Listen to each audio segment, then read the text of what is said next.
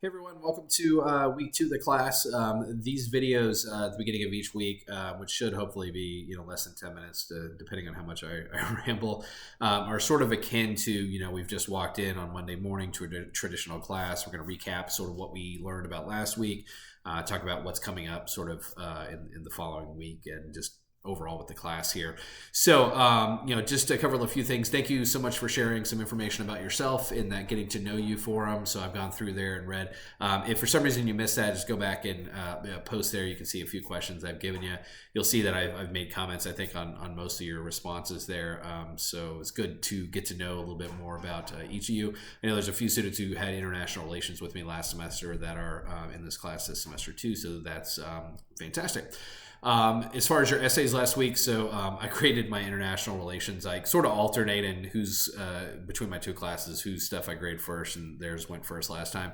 So I'm getting started actually on grading your essays from last week there. So I'm sure they're fantastic, and I'm looking forward to reading them.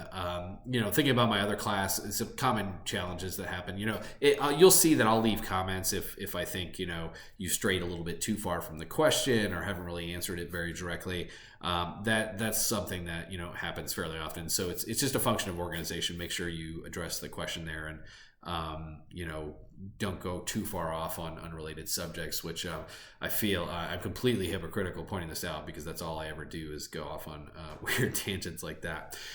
So obviously last week brought into question sort of this notion of democracy and the extent to which people can govern themselves, and we'll bring this up again, and we'll keep this discussion continuing in our next lecture here, because we're in our this week's course content, because it really sort of is relevant to the foundation of the U.S. Constitution, because you have framers of the Constitution who are very fearful of the public and public sentiment, and then others who are very fearful of a central government that doesn't incorporate enough of sort of public will or public opinion there. So hopefully you enjoyed the material from last week there. Taking a look at this week, and I'm just pulling this up as I go here, so be patient with me for a moment. This week we're going to talk about federalism. So the organization of the first half of this course is that we talk about the ideas behind U.S. government. We talk about sort of the structural components and how it was sort of organized at a high sort of level going into the development of the Constitution. And then we talk about the Constitution itself and what specifically it calls for, and we'll talk about the various institutions there. So when we're talking about federalism, we're talking about this debate as old as time itself, at least in terms of American history, which is, how much power should the federal government have? How much power should we, the citizens, have? And kind of where is that sort of median point? This is the fundamental source of conflict in U.S. government, one that manifests itself in just about every facet of our government here. Obviously, having just gone through a pandemic, this was prevalent in the minds of voters on all sides of the issue there. Does the government have an obligation or the rights to tell us sort of, whether or not we can be vaccinated or where we can go and what we can do? At the same time, should we trust just anybody to be able to determine,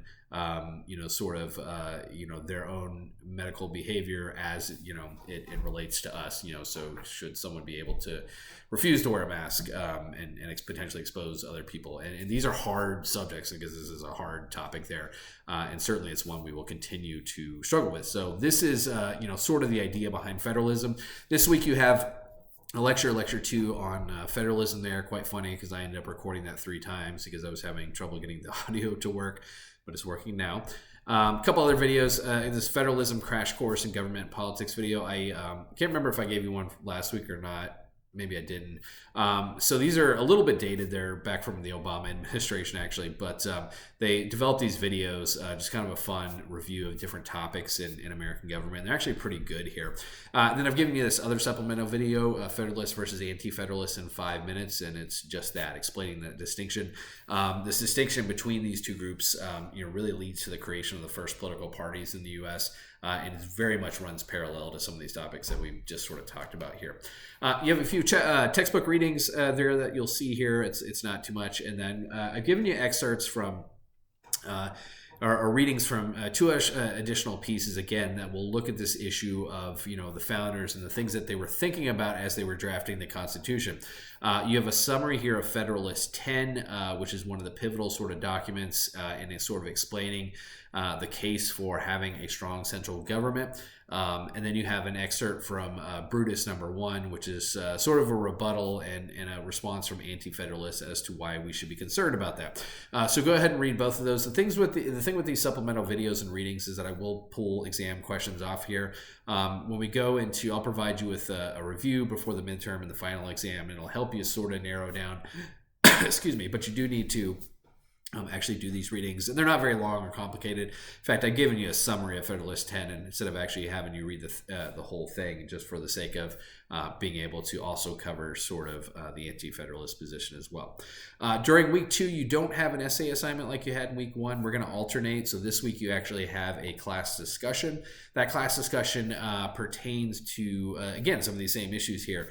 The role of government in our lives, the extent to which we can and should be able to make decisions for ourselves here. So I'm going to ask you, give me a couple examples. So what are some areas in your lives that you believe are too important to trust to public opinion and public will? On the flip side, what are some areas where perhaps the government exerts too much power and influence over us as citizens or residents?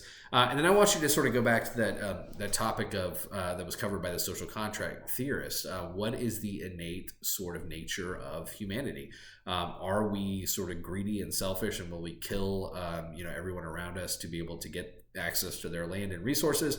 Or do we have this innate desire to sort of cooperate and partner and give up certain freedoms for the protection of the group there? Again, this is going to permeate the distinction between the Federalists and Anti-Federalists and different sides of politics for many years to come there. So that's it for week 2. You'll probably see at some point this week, I'll drop some information related to your term paper here. So I'm just going to start sort of rolling that in. Another important note on this discussion post: when we do these discussions, your first discussion post, which needs to be your own thread in response to this question here, is due by the end of day on Thursday. So this week, that's the 19th. The reason for that is that you also need to post at least one response to another student's post here. And so to have sufficient time to do that, because that second post is due by the end of the week on Sunday, obviously we need to have original content. The first time I did this, I didn't think about that. Everybody was posting on Sunday, so nobody really had a chance to respond to other people's posts. So just be mindful of those dates. This Thursday, you need to post your response to that discussion thread. I'll be monitoring and chiming in, not with my opinion, but just sort of to kind of guide the discussion and give relevant examples and that sort of thing. So just stick to that checklist there. Let me know if you have any questions, and hopefully you enjoy this content. Next week, we get into the civil liberties, the Bill of Rights in the Constitution. Then we'll talk about the institutions that are laid out by the Constitution, the legislative, judicial, and executive branches. And then that'll actually take us into the midterm exam there. So so all good stuff there. Have a great week, everyone. As always, feel free to reach out to me if you have any questions. Thanks.